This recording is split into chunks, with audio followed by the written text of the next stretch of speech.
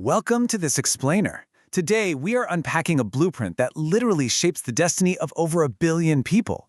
We're talking about India's education system. We're going to trace its incredible journey, starting from those 20th century legacy policies, all the way up to the massive, groundbreaking structural shifts of the NEP 2020. Okay, let's dive into this. Here's our roadmap for today. First, India's legacy education policies. Then, expansion and unfinished agendas. Third, a rapidly changing world. And finally, the NEP 2020 transformation. Section 1. India's Legacy Education Policies. So to really understand the future of India's education, we actually have to look backwards first. Over the past 50 years, the government has repeatedly formulated policies to shape the nation's human capital. We see the first major formulation back in 1968, a second big wave in 1986, and then a significant update in 1992.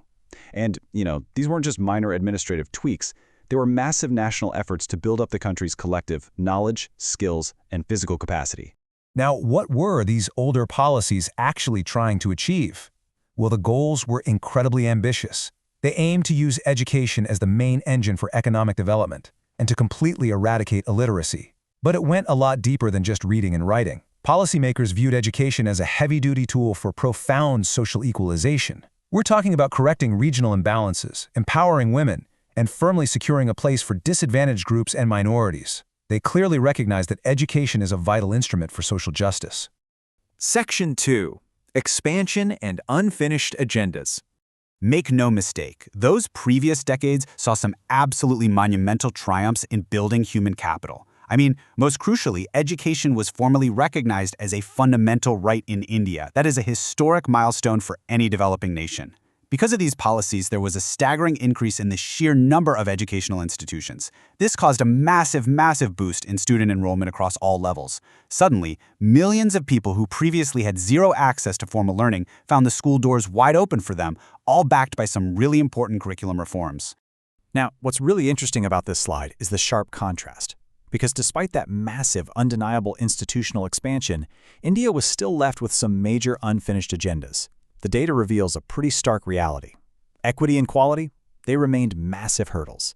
Sure, the sheer quantity of schools and students absolutely skyrocketed, but the actual quality of that education, things like the relevance of course content, equal access for females and marginalized groups, and those stubbornly high dropout rates lagged far behind.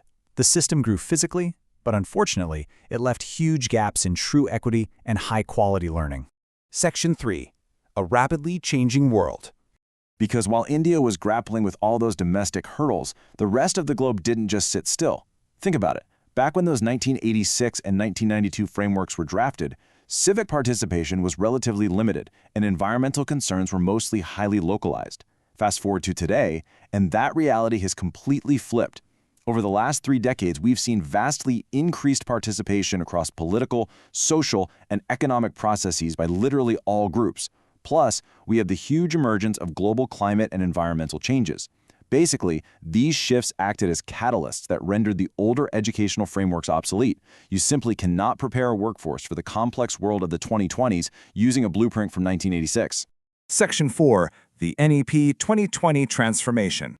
So, the crucial point is that the National Education Policy 2020, or NEP 2020, is the ultimate response to everything we've discussed so far. It's designed directly to tackle both the unfinished agendas of the past and those crazy new global challenges of the present. It's not just a new rulebook or a slight curriculum tweak, it's a comprehensive bridge. It is built to carry the Indian education system right out of those 20th century legacy structures and directly into the demanding, dynamic realities of the 21st century. Let's break down exactly what this transformation actually looks like. The NEP 2020 aims to bring deep, sweeping structural reforms to the entire school education system and the higher education system too. The ultimate target here is to finally provide a truly high-quality education for all students. This is the direct answer to those lingering quality issues that plagued the older systems, despite their massive physical expansion. It's literally about fundamentally rewiring how human capital is developed in India. But, beyond all the structural talk and administrative reform, there's a deeply human-centric core to NEP 2020. And that is a special focus on marginalized and disadvantaged groups.